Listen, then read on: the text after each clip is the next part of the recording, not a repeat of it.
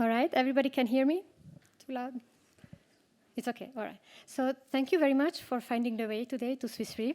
I know it was a little bit of a challenge. It's a new building, and we are very happy to have you here today.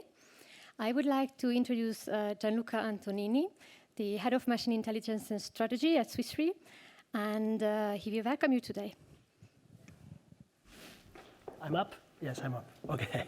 So good evening, everyone. Thank you very much for joining us here. This is our 6th NLP Meetup, and it's the last of the year. It's the one that we do in our place, so it's a little bit of a Christmas taste. I think we are more or less, all of us, or almost all of us, already on holidays, with the head at least.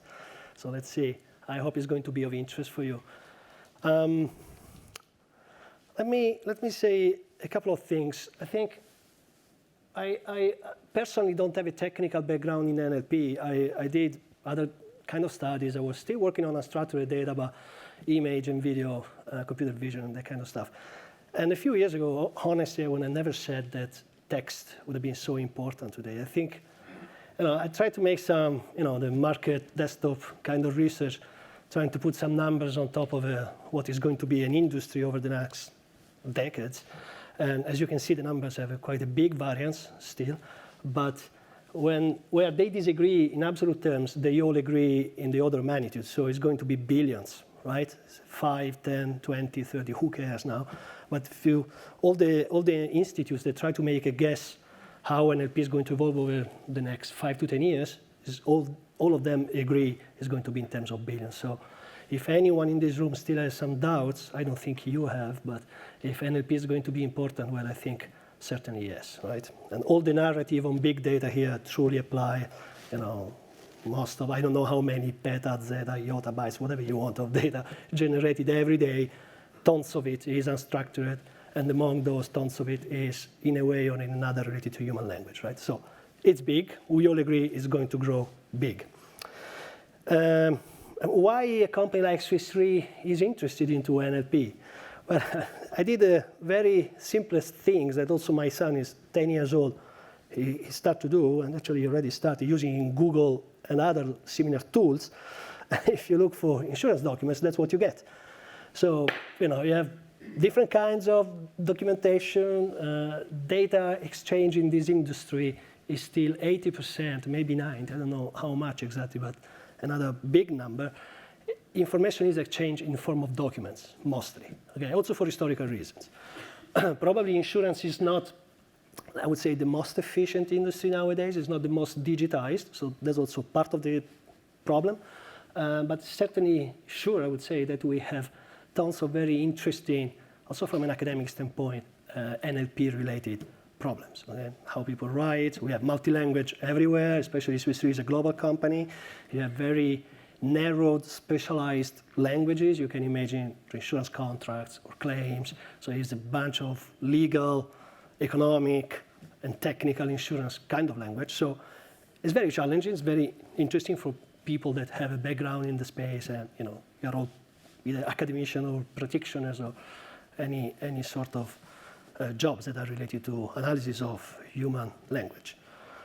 I would say the kind of problems that we have, well, there is a lot of hype on machine learning. I personally contributed in my career to that hype in the sense that I've been a practitioner after and a student before in things that are related.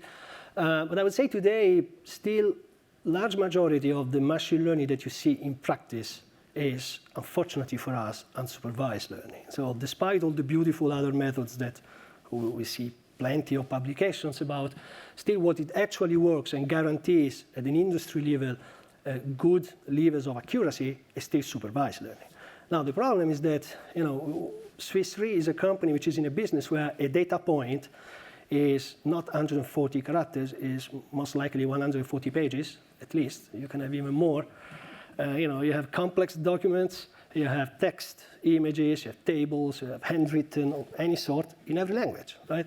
So it's very, very challenging. So I think we all love deep learning and the like.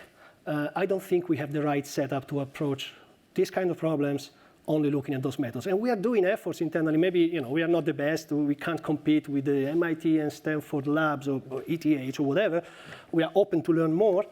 But I think that the real problem, the bottleneck, is in the supervised setup, what we was discussing with someone before, is labels. As labels cost us a huge amount of money and time on people that have high qualifications, and they are paid to do totally different things to get their salary. So, whenever we go there, hey, we need to build up a training set to train this classifier. Please, I have something else to do. So, despite the beauty of unsupervised methods, they are very nice to write papers, but in practice, I'm not sure that they still work well enough. We are still in the supervised setting. So, that's why, with these illustrative slides, all what I want to say is that we are waiting. We truly believe in ML, AI, data-driven black box kind of methods to boost up, to speed up things. But at the end of the day, in the daily problems, we have still to deal with rule-based, knowledge-driven expert systems. I think that Swiss Re positions itself at the right level of amount of data where we can start to look into more machine learning-like, but it's more as a booster than as a key driver. So that's why I think we have here all over the spectrum of possible problems you can have in NLP, we have all of them.